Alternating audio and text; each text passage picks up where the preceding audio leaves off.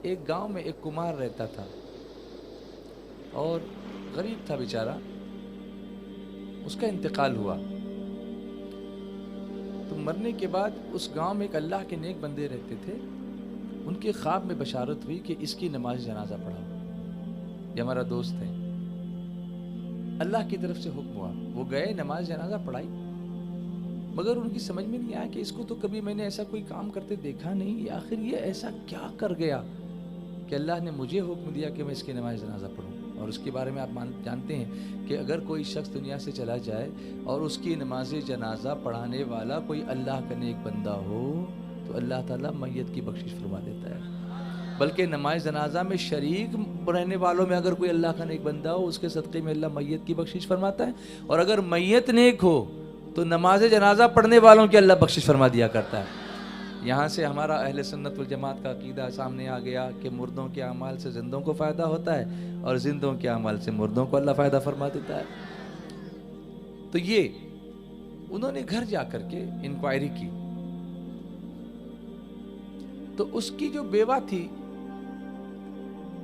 उसने बताया कि हजरत मैं ज़्यादा तो कुछ पढ़ी लिखी मैं भी नहीं, मैं नहीं जानती कि क्या है, मगर रोज़ाना ये जब घर आते थे दिन भर मिट्टी में काम करने के बाद तो शाम को गुस्ल करते, सफ़ेद कपड़े पहनते, घर में खुशबू जलाते, बदन पे खुशबू लगाते और कुरान करीम को खोलते।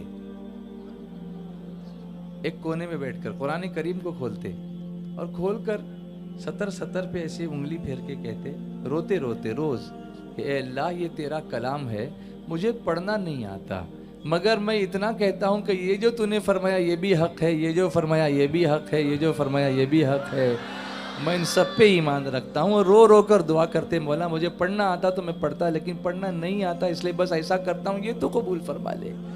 वो बुज़ुर्ग रोने लगे, फरमाते हैं कि अल्लाह के उस बंदे की यही अदा अल्लाह को पसंद आ गई और वो पढ़ना नहीं जानता था लेकिन मोहब्बत करता था, कुरान से खोलता था, देखता था, छूता था।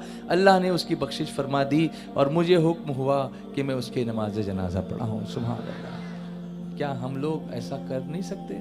हमको तो पढ़ना आता है ना।